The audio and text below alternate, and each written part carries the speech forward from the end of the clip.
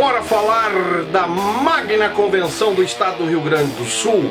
Eu me deparei com um assunto aqui que eu quero compartilhar com vocês, mas antes vamos tomar o gole de vinho. Se você não bebe água, beba água, porque água faz bem. Bora pro vídeo? Pra você que não me conhece, eu sou o Zay, você está no meu canal Fala Zay. Amém!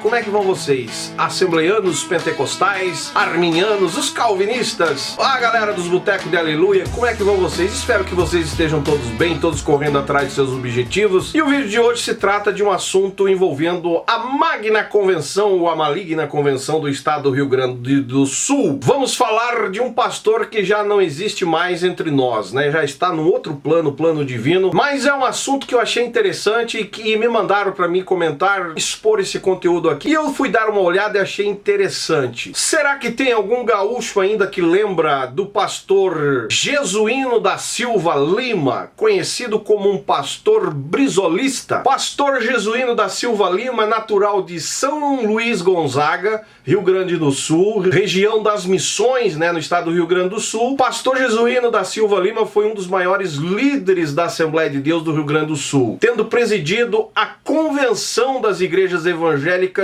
e Pastores da Assembleia de Deus do Estado do Rio Grande do Sul, a chamada CIAPADERJ, por diversas vezes. Ele nasceu durante a República Velha, em 1913, cercado de referências políticas, né? O jovem Jesuíno Lima conheceu o Evangelho aos 20 anos de idade, em 1933. Após o casamento, em 1944, começou a dirigir igrejas na cidade de Itacurubi, na cidade de Cachoeira do Sul. Foram as primeiras congregações que ele atendeu. Em 1950, o pastor Jesuíno assumiu a Assembleia de Deus em Rio Grande, na cidade de Rio Grande, igreja que liderou até a sua morte em 2001. Em 1954, Jesuíno, juntamente com Manuel Dornelles e Orvalino Lemos, foram os nomes apontados para assumir a Assembleia de Deus em Porto Alegre, após a crise enfrentada pelo missionário Gustavo. Mas os três declinaram na indicação e optaram por trazer o missionário Nils de Bagé para liderar a igreja da capital gaúcha. Nesse tempo, o pastor Jesuíno desenvolveu uns laços de amizade com o atual político, né, influente da época, o senhor Leonel de Moura Brizola, o famoso Brizola. Não tem nada que consta que o pastor foi filiado ao partido do Brizola, mas pelo envolvimento e o que eu li, deixa claro que ele foi um eleitor assíduo do Brizola, brizolista, conhecido como pastor brizolista assembleiano, literalmente simpatizante do governo Brizola, até ao ponto de chegar a pedir verbas para a igreja a qual ele cuidava. Em 1961, naquela crise política que o país estava passando, o presidente Jânio Quadro, né, declinou, renunciou ao cargo, e os militares tentaram impedir a posse, né, do gaúcho, um cunhado do Brizola, que era o vice-presidente, o tal de João Goulart. E, claro, o pastor Jesuíno acabou se dirigindo até Porto Alegre, visitando o Brizola no Palácio Piratini, se não estou equivocado, prestando assim o seu apoio ao movimento legalista da época, que, claro, a preocupação do momento era que o Brasil estava a um passo de uma guerra civil. Daí agora a gente fica analisando aqui e meio questionando. Eu acho que o pastor Jesuíno de Lima não tinha digerido muito bem o golpe de 64. Por quê? Olha só, no Arquivo Nacional há denúncias de que o pastor Jesuíno teria, como presidente da Convenção Gaúcha, manifestado apoio através dos jornais ao governo deposto de Goulart, algo que, segundo os familiares, nunca confirmaram. Mas se realmente o pastor Jesuíno lançou algum manifesto, esse documento estaria em contraste com a nota de apoio de Antônio Inácio de Freitas, da Assembleia de Deus em Brasília, ou do Silêncio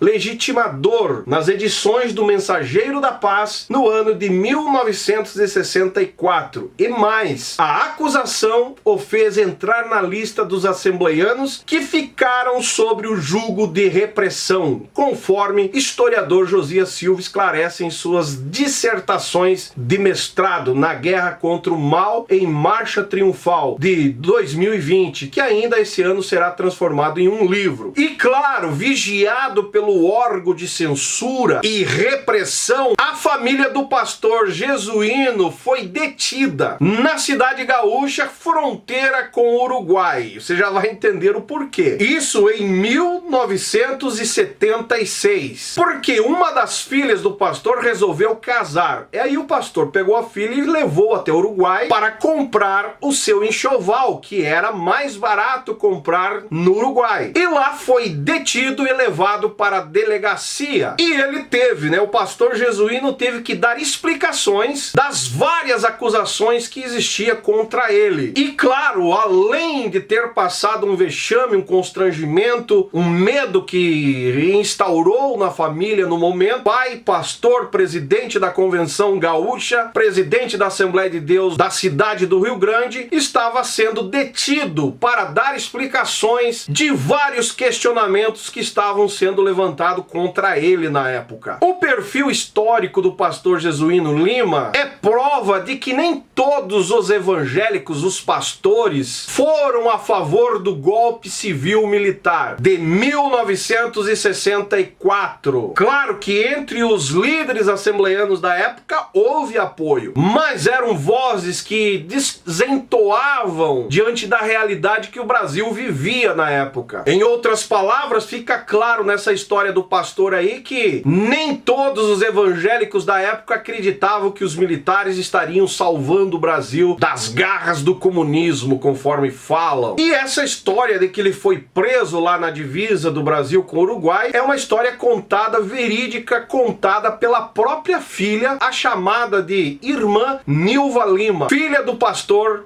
jesuíno Lima, e que deixa claro que passaram um vexame, um constrangimento pela situação. Então não é de hoje que os evangélicos se envolvem com a política, A gente acha que o Bolsonaro agora, essa geração mais nova aí, acha que o Bolsonaro é o cara que arrebentou a boca do balão, que se envolveu com os evangélicos. Não, a política já é antiga nesse contexto evangélico. Teve muitos pastores que passaram, deram seu apoio, contra, a favor, mas se envolveram. A verdade é que as igrejas andam, casado com a política. Religião e política andam de mão dadas, casados há muito tempo. Se você concorda comigo, deixe seu comentário embaixo, deixe o seu joinha que é importante, comente se você tem mais informações com relação a esse presidente da Convenção das Assembleias de Deus do Estado do Rio Grande do Sul, deixe seu comentário embaixo que é importante. Quanto mais esclarecimento, melhor para quem chega aqui se inteirar do assunto. Se você não me segue nas demais redes sociais, lembre-se que eu estou diariamente lá no Instagram,